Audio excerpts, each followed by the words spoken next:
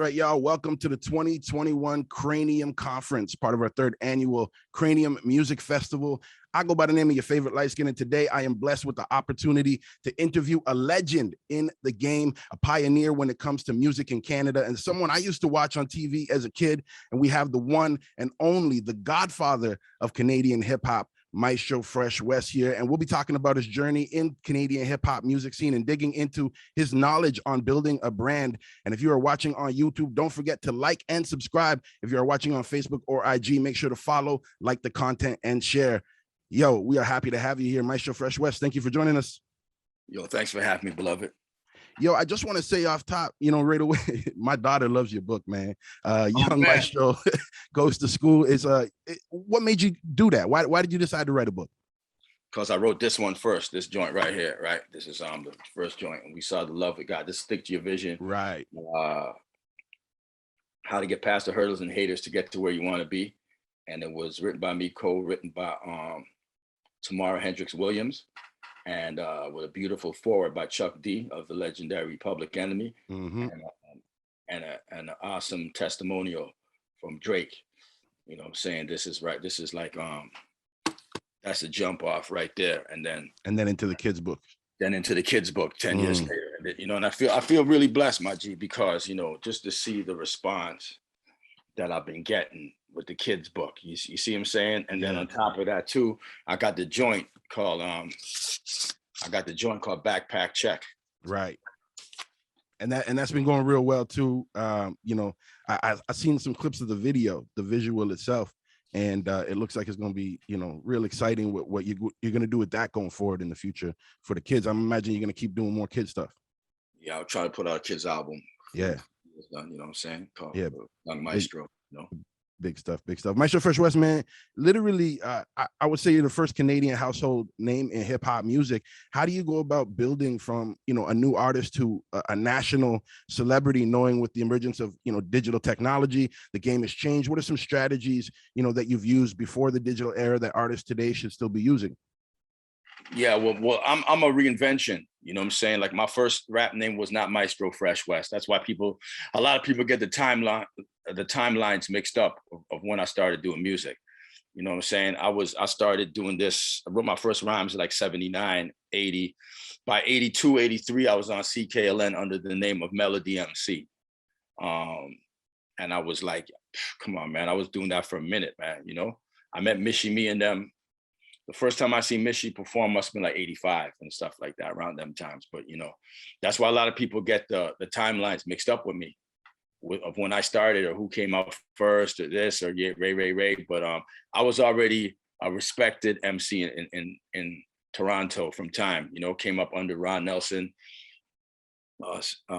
Fantastic Voyage program, and then when 1987 rolled around, I was considered old, man. Like, you old, man, you finished, you know what I mean? So I had to try to reinvent that. So it used to be called Melody MC, AKA MC Fresh Wes.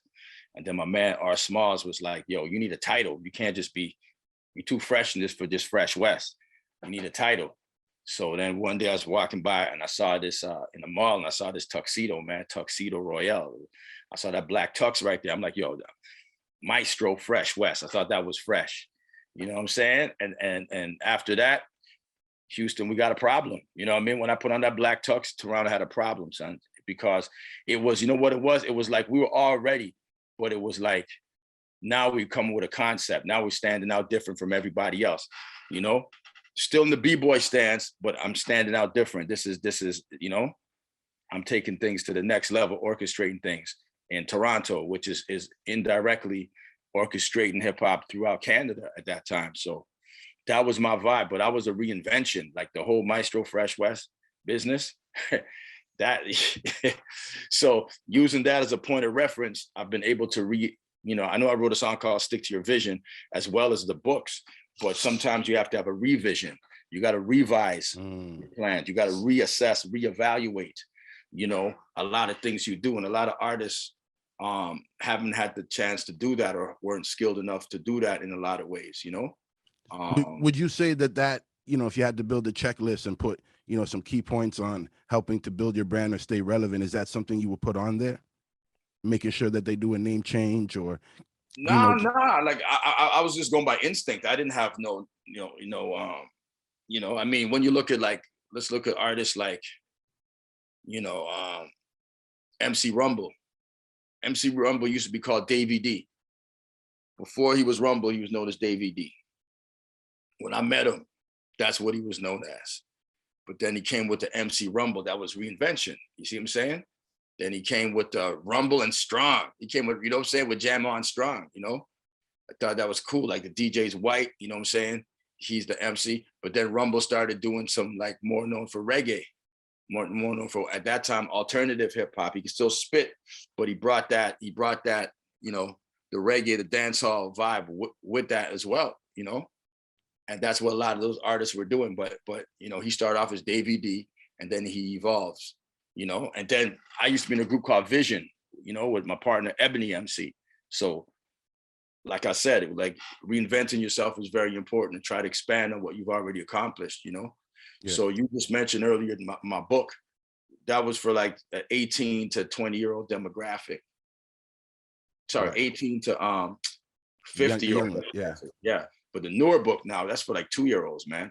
Well, the book itself is for like maybe like 5 to 9 or 5 to 10. But the song Backpack Check, fam, right. That's for 2-year-olds, man. 2 to 10. Younger. Yeah. Yeah, I heard a kid at my son's school singing backpack check, lunchbox check, notebook check.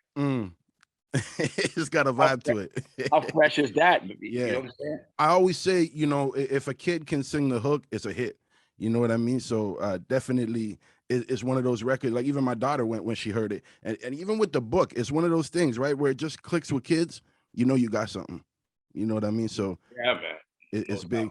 Now, we're talking about building a brand and sort of keeping your brand relevant, but we also want to know, how it started for Maestro, for young Maestro. What made you want to start rapping? Come on, man. That was the hottest set out there, B. It was the hottest. Come on, man. You got like the hottest, that was the coolest thing of all time, hip hop, man. You see how these kids love Fortnite right now? Back then it was hip hop, man. Back then it was just like sounding dope on the mic, rhyming, Right. Who got the illest rhyme? So that's what was going on. I'm glad to be part of it. And when you take it from that though, with the rapping and sort of your love for hip hop, and that was the cool thing to do. Acting so much wasn't though. And then you also got into acting and put that as part of your brand or career. So what made you kind of go down that road? Tupac. When I saw Tupac in Juice, I was like, yo, let me try acting. Because I already saw, I like what Ice-T was doing with New Jack City and Ice Cube with Boys in the Hood. I already liked what they were doing. But then when I saw Pac on top of that, and that was like that was a dope movie, man. Right. Juice was so dope.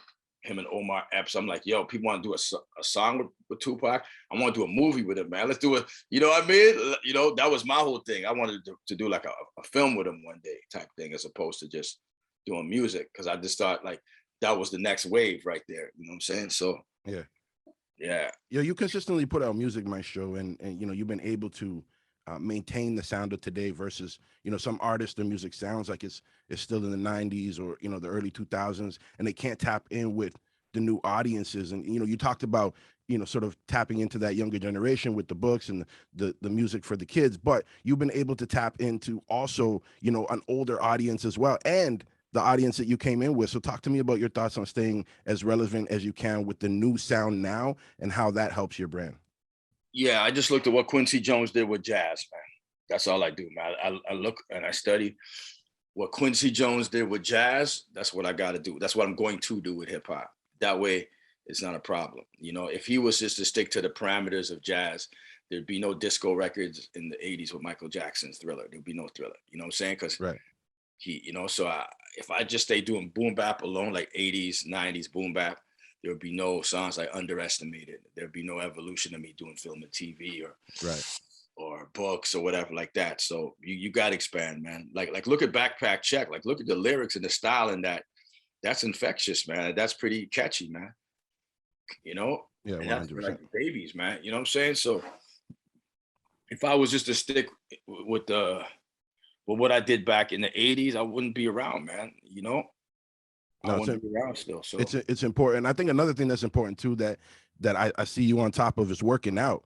You know what I mean? And you're constantly sharing that stuff on your social media stuff too. I'm assuming to help motivate people, but you know, I think it's also important as an artist to be on that because that's also your image and your brand, right? So let's talk about that and how important it is to keep working out. fam, I'm proud of myself. I did like 21 pull-ups, man.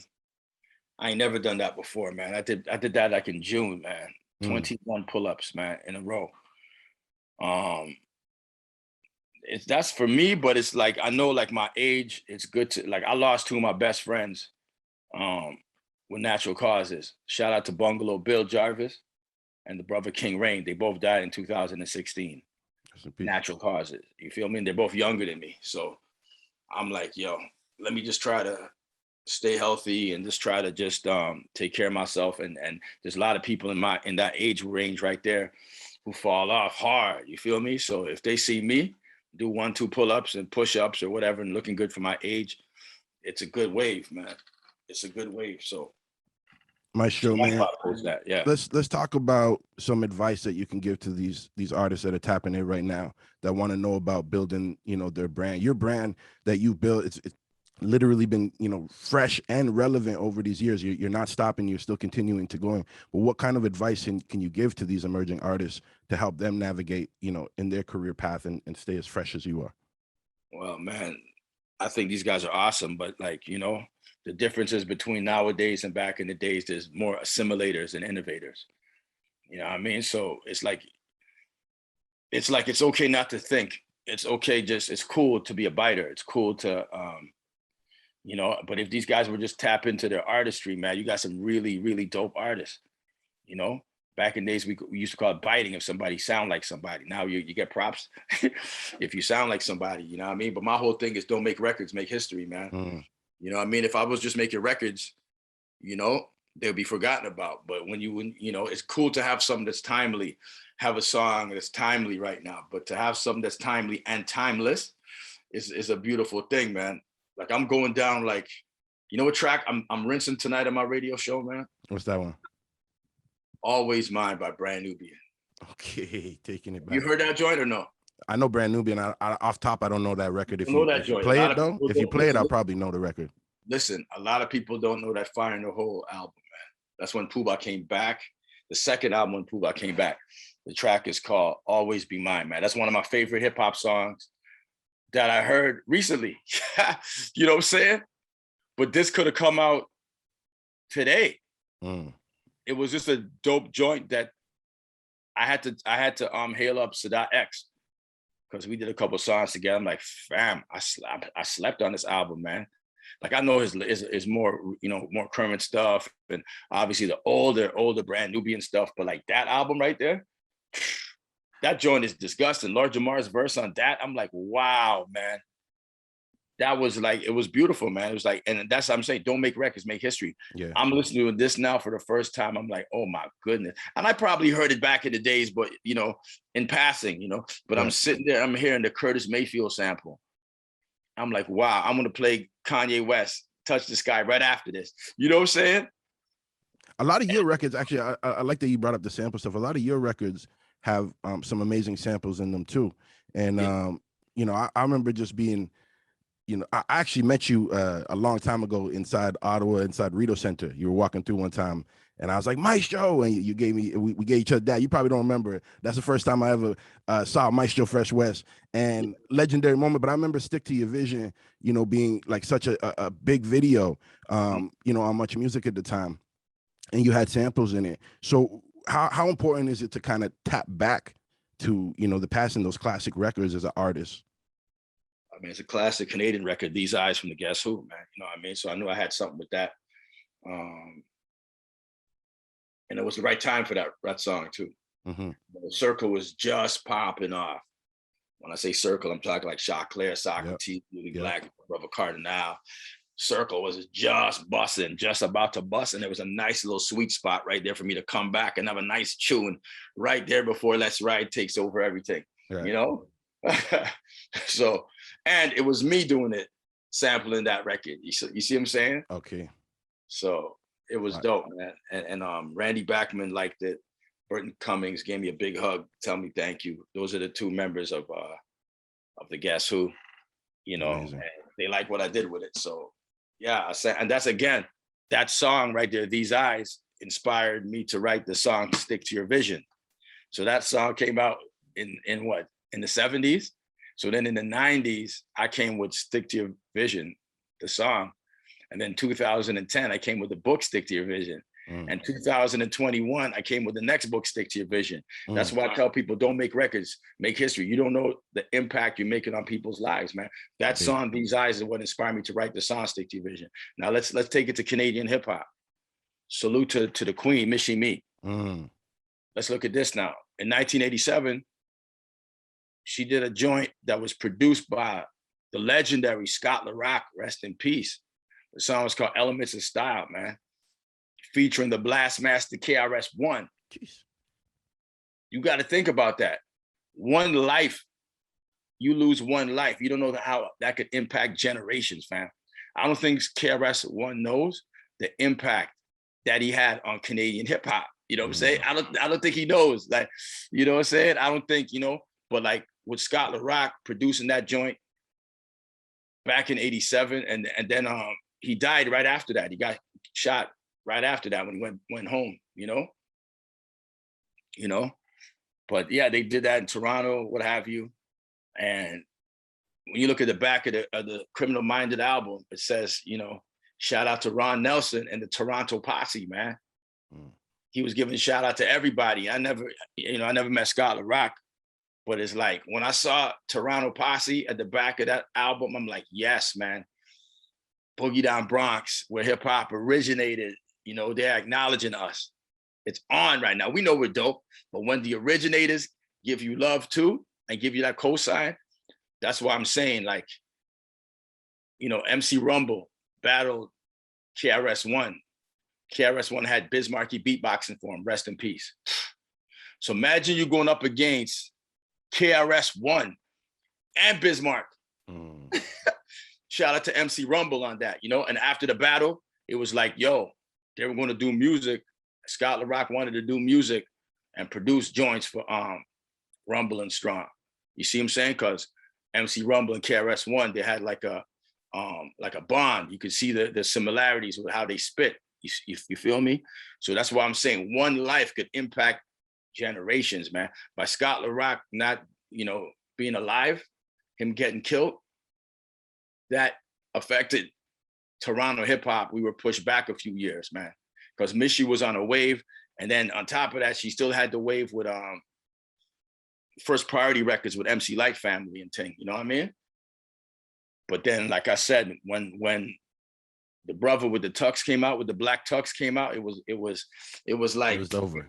It was over, man. It was over. But I gotta give thanks to, like, look at the my reference points coming up, you know? But when I put on that tux, it was a wrap, man. You know, 88, that's when I became Maestro Fresh Wes. You know, and plus BDP, there was a member, rest in peace to her too, Miss Melody.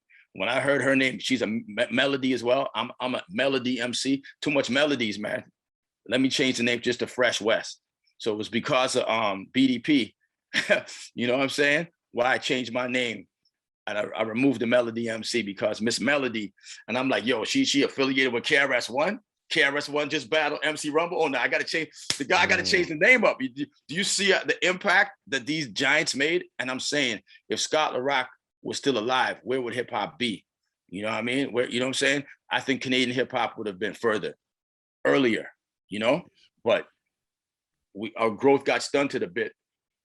And then, you know, I came with what I came with, you feel me? Then the Dream Warriors came with what they came with, but that was Europe, and that was considered more alternative hip hop. You see what I'm saying? And yeah, they toured with Gangstar, what have you, and what have you. But you know, that was still considered alternative hip hop. And Michie Me at that time, it was dancehall / hip hop. So that, a lot of it. So that was considered alternative in a lot of ways. But when I came, that was straight unadulterated boom bap. There's no question if it's hip hop or if it's reggae, if it's house, if it's that was boom bap. And at that specific time, That's what Toronto needed. That's what Canada wanted right there. That and Let Your Backbone Slide is a classic record. Yeah, huge. And So, you know, even artists like Drake, who, you know, is top of the game right now, have paid homage to you, you know, and what you've done, you know, for Canadian music. So I'm definitely been a fan, still a fan, and, you know, happy to know that I know you. So I appreciate you being here and holding it down at the Cranium Festival and Conference for 2021. Before we get out of here, I want to end with a question for young Maestro. Actually, maybe some advice you could give to young Maestro. If you had to go back to when you were young Maestro, what is some advice you would give to young Maestro today, you know, to help him out with building his brand in the music game? you see, I'm from the era of the analog. You know, I'm from the era of the physical. We're in the era of the digital now. So that's not a fair question. You see what I'm saying? We're in the era of the digital right now. So I would say self-promoting yourself, do a lot like I did. But now the world can hear you, you know, promote your stuff. You know, what do you see behind me? You see, I'm old Maestro, but that's young Maestro right there. You see what I'm saying? Like, promote your stuff, you know, get as much people, you know, knowing about you, and don't limit yourself. We're here to do great things, man. You know, you met me at the Rito Center, and I think I'm the same person I was back then that I am now. You know what I mean? So that's how we do, man. Don't make records, make history. When you do something that people remember and check for you years and years and years later. We're still talking about Boogie Down Production, the impact they made for Canadian hip hop. We're still talking about the Guess Who, the impact they made on me, for me to write a joint, and the joint that inspired the book, and the book that inspired the next book, and the next book that inspired the brand new song that just dropped. You see what I'm saying? Yeah, that inspired me to do things, and I'm here now talking with you, and you inspiring some more artists, you That's know, today. do, so yeah, keep it moving. Yeah, man. But guess what? The newer artists are the ones inspiring me, man, coming up. So enough respect still. Yo, Maestro Fresh Wes, thank you for joining us today, and we'll talk again, man. Bless.